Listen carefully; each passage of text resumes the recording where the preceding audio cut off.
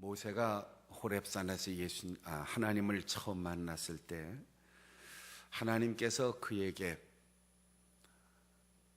내 백성 이스라엘을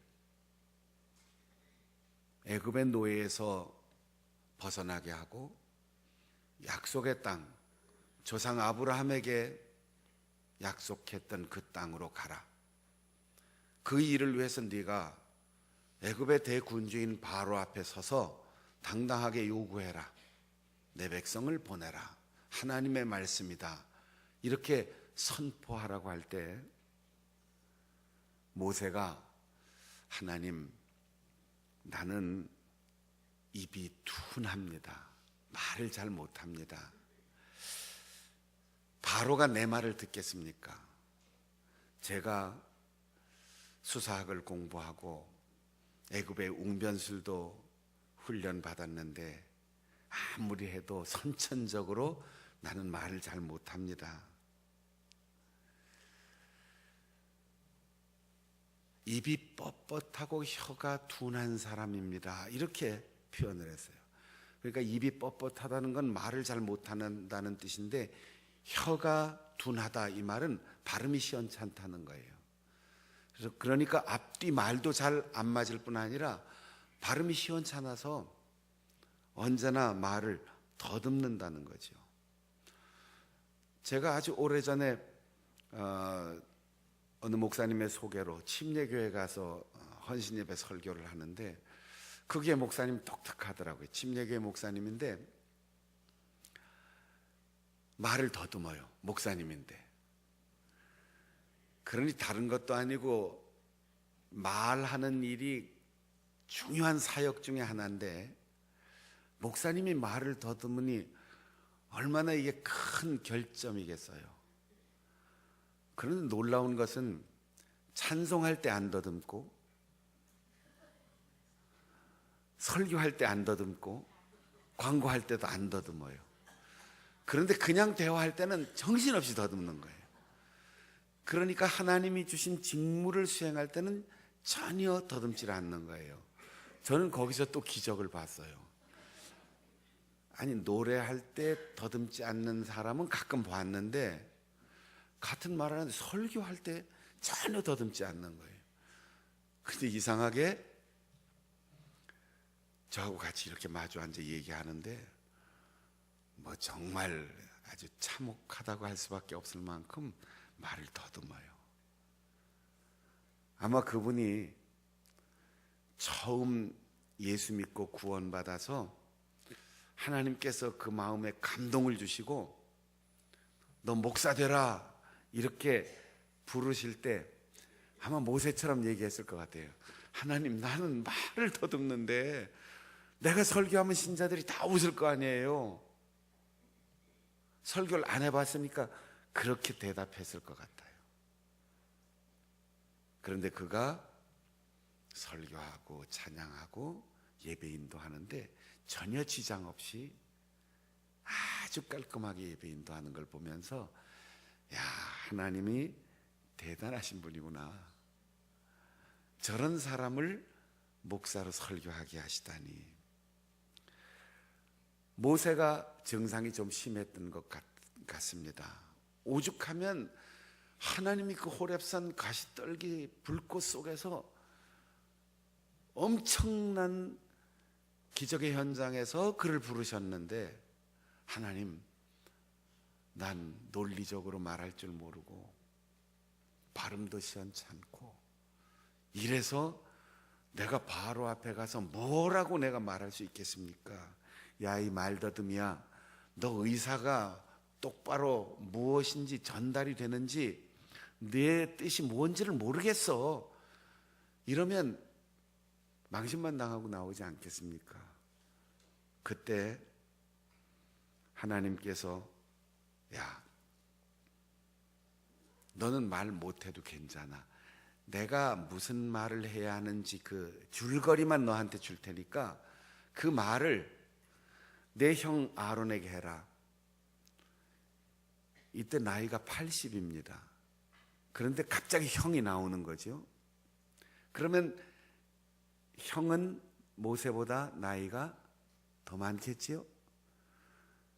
그러면 일시적으로 헤어졌다 할지라도 어린 시절을 또 거기서 애굽의 궁전에서 가끔 만났을지 아니면 거기서 탈출해서 40년 동안 한 번도 못 만났을지 거기에 대해서는 언급하지 않지만 어쨌든 내 형 아론이 있지 않느냐 이렇게 말할 때 그 형이 동역자가 되었다면 한 번도 못 만난 사이는 아닐 거예요. 가끔 자주 형제간에 만나서 그 형은 알아듣는 거죠. 우리가 병들어서 발음이 시원찮고 이가 다 빠져서 말을 잘 못해도 가족들은 옆에서 다 통역해 줍니다. 아론이 통역해 줄 수 있다는 거죠. 내 형 아론이 있지 않느냐? 너는 무슨 말을 해야 할지 나한테서 받아라. 내가 널 보고 기억력이 좋고 학식이 탁월하여서 너의 지식을 논리적으로 설명하라고 말하지 않겠다.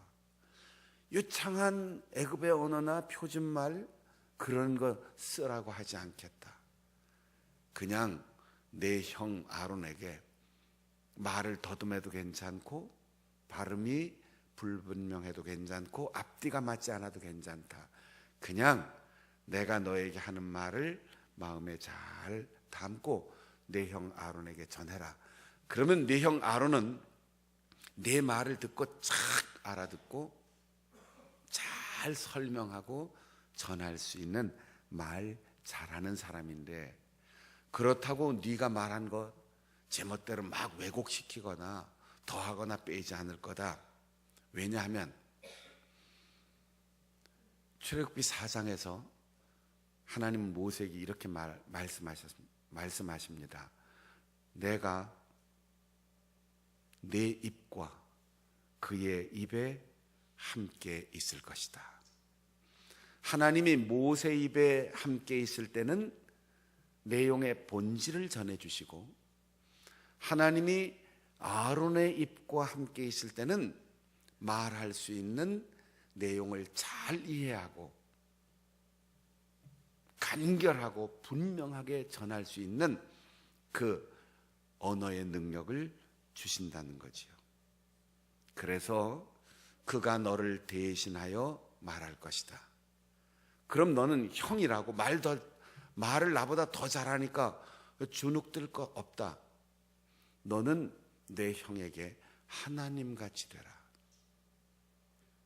형을 공경하고 형을 사랑하고 아끼는 것은 형제 우애겠지만 위치상 형이라 할지라도 말을 더 잘하고 능력 있고 논리적이라 할지라도 내가 너에게 나의 뜻을 정확하게 본질적으로 전하는 것이니까 내가 하는 말이 서툴고 발음이 불분명해도 너는 나의 말을 전하는 거다. 그러니까 형 앞에서 하나님처럼 되라. 아론은 모세처럼 말하는 거지. 하나님은 본질도 지키시고 방법도 지키시고 전달하는 수단도 지키시고 시작부터 끝까지 과정 속에서도 함께 하신다는 거예요. 우리가 복음을 전할 때는 제발 들어줘, 이해해줘, 받아줘, 동의해줘, 믿어줘, 이게 아니에요. 믿으면 영원한 생명, 거절하면 죽음의 길, 당당하게 하나님처럼 선포하는 거예요. 우리가 말씀을 들을 때 박순영 목사가 유식하냐, 사투리를 쓰냐 안 쓰냐, 이거는 별로 중요하지 않아요. 하나님께서 우리에게 주신 말씀을 순수하게 잘 전하고 있느냐, 그것만을 위해서 여러분이 기도하시면 돼요. 그리고 오늘 발음이 불분명하고 앞뒤가 안 맞고 좀 더듬어도 하나님께서 들려주시는 말씀만 들으면 되는 거죠. 그가 너를 대신하여 말할 것이다. 그러니 너는 그에게 하나님 같이 되라. 자녀들을 말씀으로 가르칠 때도 아버지가 아니고 어머니가 아니고 하나님의 마음으로 아이를 가르치고 길러야 돼요. 교회에서 사역할 때도 내가 좋아서 내가 잘해서가 아니라 하나님이 불쌍히 여기시는 사람을 찾아가고 하나님이 희망의 사람으로 우리에게 맡겨주신 아이들을 가르치고 길러내고 하나님이 돌보라 하는 사람을 돌보고 하나님이 손을 잡으라 하는 사람을 손잡고 하나님이 사랑하시는 사람을 품고 살아가는 것, 그것이 그리스도인의 삶입니다. 모세는 용기를 얻고 자기의 대변자인 아론을 데리고 40년 만에 애굽의 궁전으로 들어갑니다. 아마도 40년 만에 자기를 길러주었던 바로와 공주는 거기에 없는 것 같아요. 전혀 모세의 존재와 가치를 알지 못하는 새로운 임금이 등극해서 나라를 다스리고 있는데 하나님이 내 백성을 보내라 한다, 이 말을 듣고 네가 말하는 하나님이 누구냐? 이렇게 묻습니다. 애굽에는 하나님이 많아요. 강물도 하나님이고 독수리도 하나님이고 이 땅에 존재하는 임금이 모든 신들을 대신하여 현존하는 신이었어요. 그러니까 애굽에서는 임금이 단순히 권력을 쥔 장군 출신이나 혹은 학자 출신이 아니라 신이 나타난 거예요. 가장 우리와 가깝고 가장 강력한 힘을 가지고 있는 존재, 이렇게 믿고 숭배하는 것이 임금이었습니다. 그런데 내가 신인데, 내가 하나님인데, 그리고 내 후에, 내 뒤에 수많은 신들이 버티고 있는데 도대체 네가 말하는 신은 어떤 신이냐? 네가 말하는 하나님은 어떤 하나님이냐? 모세는 히브리인의 하나님, 바로가 주장하는 당신의 신적 존재가 아니고 당신들이 인간들의 생각과 신화로 만들어 놓은 그런 하나님이 아니라 세상을 창조하시고 역사를 주관하시고 우리의 생명을 붙들고 계시는 우리 히브리인들이 믿는 하나님, 그분이 애굽의 노예 60만 명을 다 풀어주라 하신다.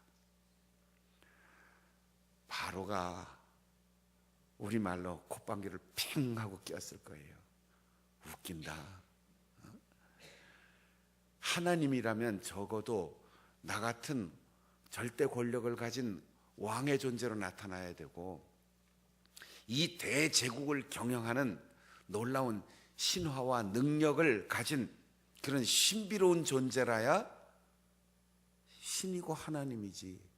아니, 노예 생활하고 그것도 400년 동안이나 남의 나라 와서 노예로, 내가 지금 너희들을 살릴 수도 있고 죽일 수도 있는데 너희들이 감히 내 앞에서 무슨 하나님 얘기를 하냐?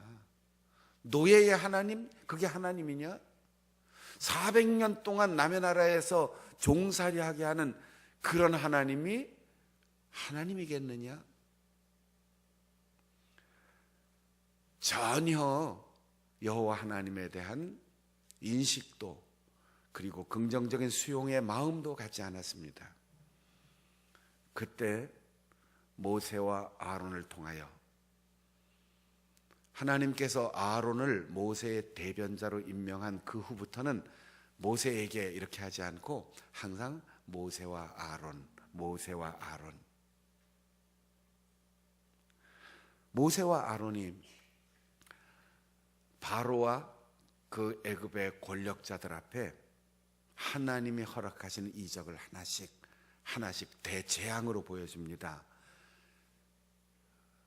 그들이 먹어야 할, 그리고 애굽의 가장 제1번 하나님으로 섬기는 나일강이 핏물로 변합니다. 마실 수 없고 생명을 이어갈 수 없고 농사를 지을 수 없도록 그들의 어머니요 젖줄인 나일강을 비롯한 모든 물의 근원이 피가 흘러나오는 거예요. 거기에 굴복하지 않자 어딘가 숨어있던 개구리들이 온 땅에 올라와서 그 시끄러운 소리, 죽은 시체가 악취를 풍기고 있습니다. 건조한 사막 지역의 모든 먼지 티끌이 다 이가 되어 사람들을 물어뜯습니다. 하늘이 캄캄한 구름처럼 파리가 날아다닙니다. 애굽엔 파리도 신이었어요. 악한 전염병이 돌면서 히브리 사람들의 가정은 전혀 손대지 않고 애굽 사람들이 기르는 가축들만 싹 죽어나갑니다. 온몸에 독한 종기가 나서 견딜 수 없는 고통을 줍니다. 하늘에서 우박이 떨어져서 모든 농작물들이 다 파괴되고 죽어갑니다. 메뚜기가 올라와서 그 땅에 있는 모든 푸른 잎들을 다 먹어치웁니다. 하나님께서는 모세와 아론을 통하여 끊임없이 얘기하십니다. 내 백성을 보내라. 바로가 수긍할 수가 없어요. 한두 사람도 아니고 장정만 60만 명, 어린아이들과 여자들 합치면 적어도 200만 명이나 되는 그 엄청난 숫자를 내보낼 수가 없습니다. 왜냐하면 바로에게는 내 백성이 아닌 내 노예이기 때문에. 그들은 노동의 수단이었고 벽돌 공장의 노동자들이었고 수많은 강제 노역에 아무런 대가도 주지 않고 동원할 수 있는 값싼 인력이었습니다. 그 200만 명을 하나님께서 내 백성이라고 하시고 보내라 하니 바로가 어찌 들을 수 있겠습니까? 요즘으로 말하면 공장 문 닫으라는 얘기고 지하철 스톱시키라는 얘기고 시내버스 다 스톱시키라는 얘기예요. 누가 이 말을 수용하고 들을 수 있겠습니까? 200만 명이나 되는 노예들을 다 보내라는 걸 어떻게 수용할 수 있겠습니까? 200명도 아니고 2000명도 아니고 한꺼번에 싹 보내라는 거죠. 안 됩니다.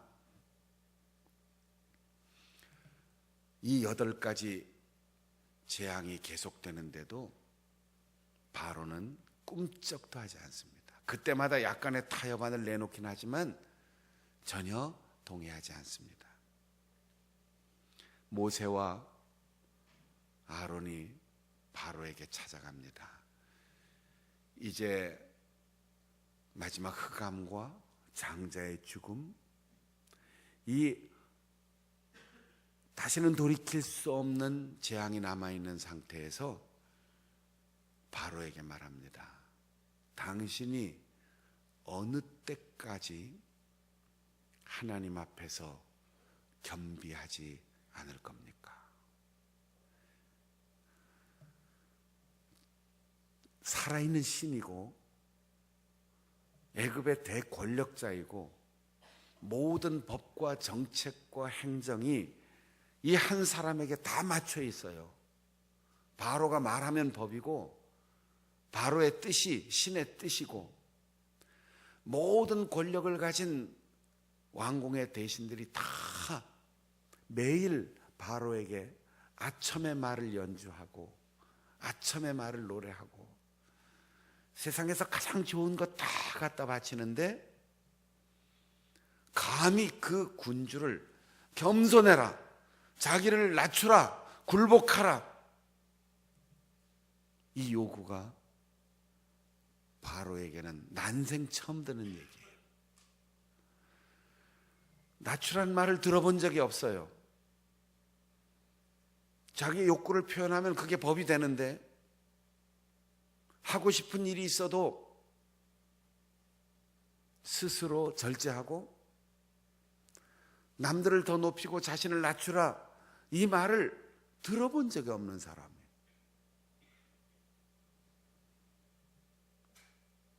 그런데 처음으로 들었던 그 말을 들어야 했어요. 나중에 이스라엘도 나라를 이룬 다음에 이사야 선지자의 시대에 하나님의 말씀에 임금으로부터 백성들까지 순종하지 않자 하나님이 그들을 징계하기 시작하는데,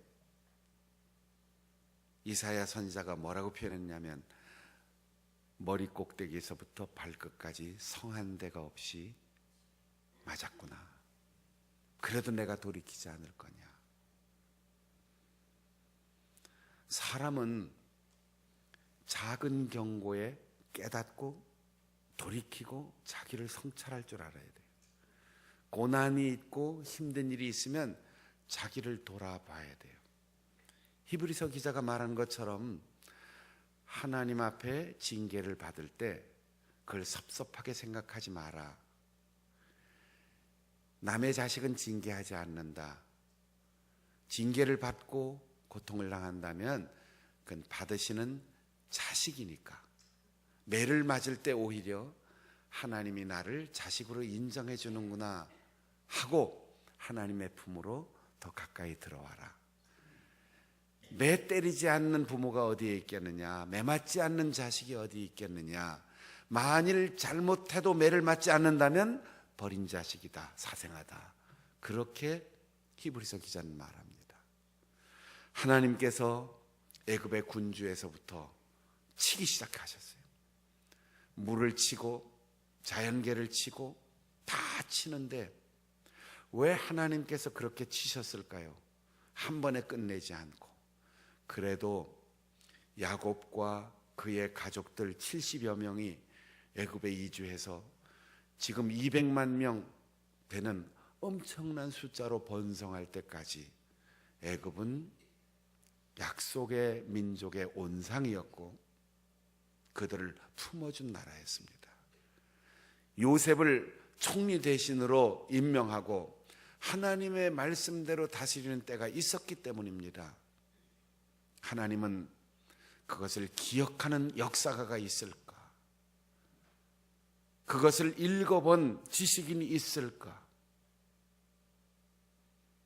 하나님의 역사에 대한 400년 전의 전설을 가슴에 담고 가훈으로 이어준 어떤 가정이 있었을까?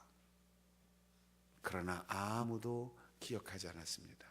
하나님께서 끊임없이 8번의 재앙으로 채찍질 하시는데 바로는 내가 신인데 감히 어떤 신이 나에게 명령하느냐, 나의 노예인데 감히 누가 내 백성이라고 하고 이 노예를 빼앗아 가느냐.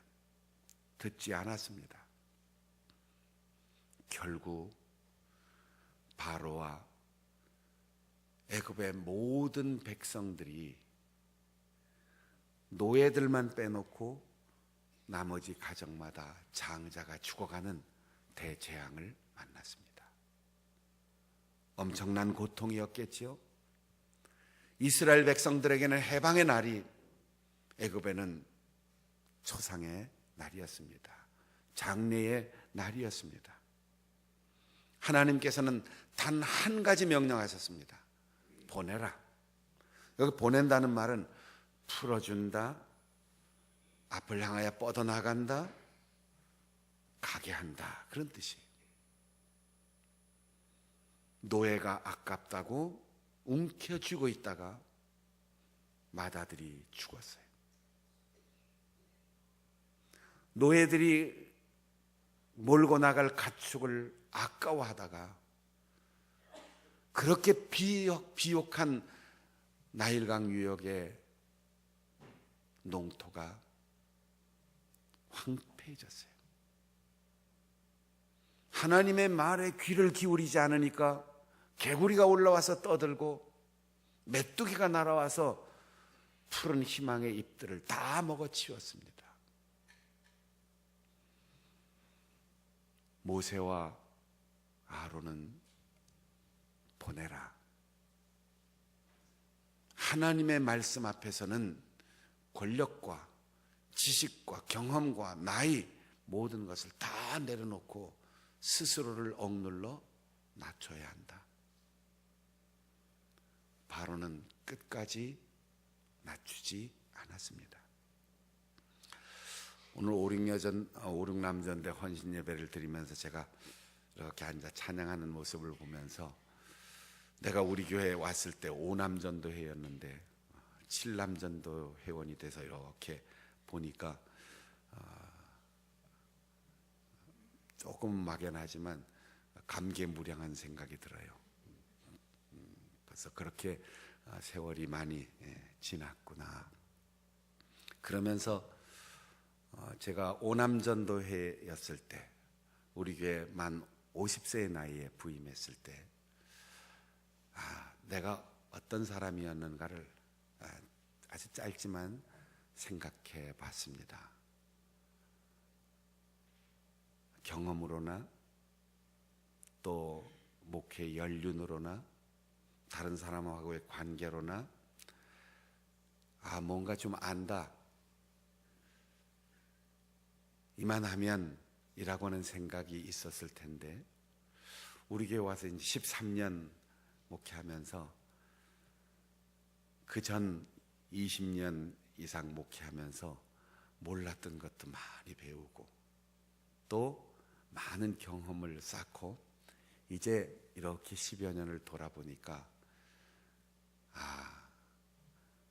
바로처럼 내 마음속에 교만한 마음, 완악한 마음, 그리고 자신의 생각과 경험을 절대시하는 오만한 마음이 그 시절 많이 있었구나.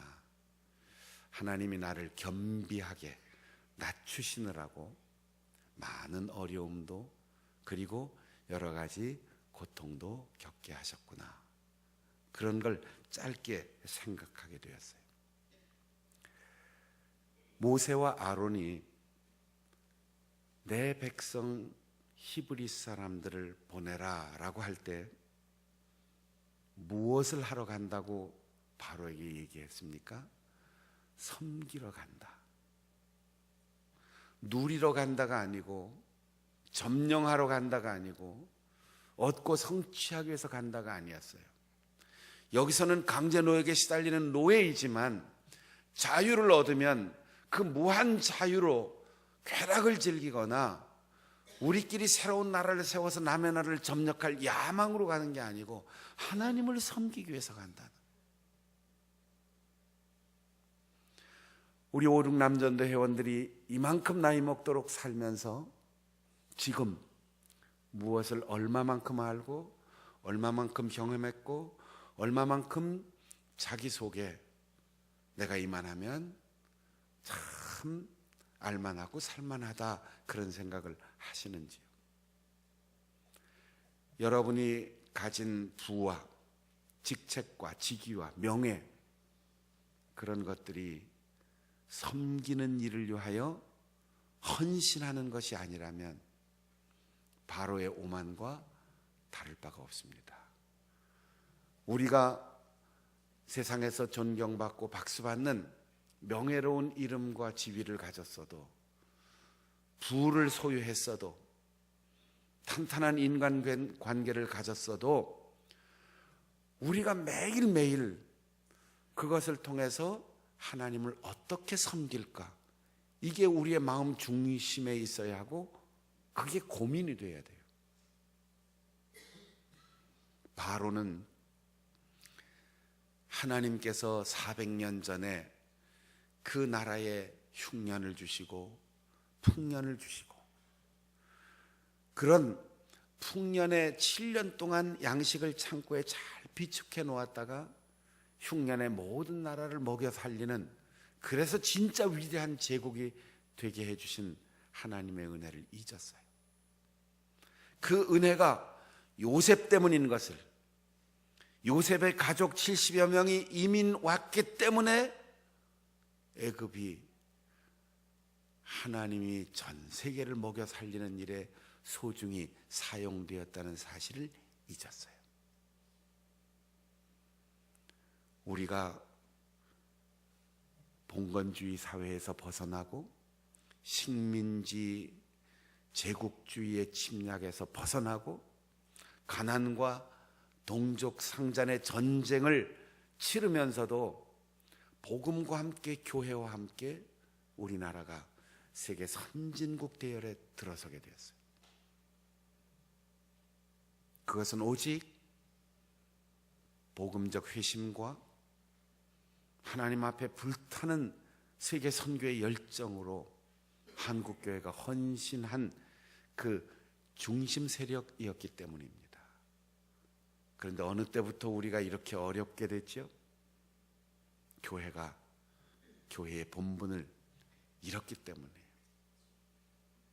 목사님들이 요셉처럼 아브라함처럼 나그네의 마음을 갖지 않고 나그네로서 또 다른 나그네를 불쌍히 여기는 마음을 갖지 않고 바로처럼 왕국을 이루고 권력을 놓지 않으려고 할 때 한국 교회는 병들기 시작했고, 그런 목사님들을 보면서 장로님들이나 권사님들이나 교회의 중요한 일꾼들이 교회의 직분을 마치 계급처럼 권력처럼 생각하면서 우리만 잘 살면 된다, 우리만 즐거우면 된다, 우리의 사명을 잊어버리고 교회가 지역사회나 혹은 타교단과의 교류나 혹은 복음전도와 세계선교의 사명을 망각하고 하나님 앞에 바로 서지 못하면서부터 우리는 교회의 본질을 잃고 사회적 영향력을 잃고 하나님 주신 은혜와 축복을 상실하고 있는 겁니다.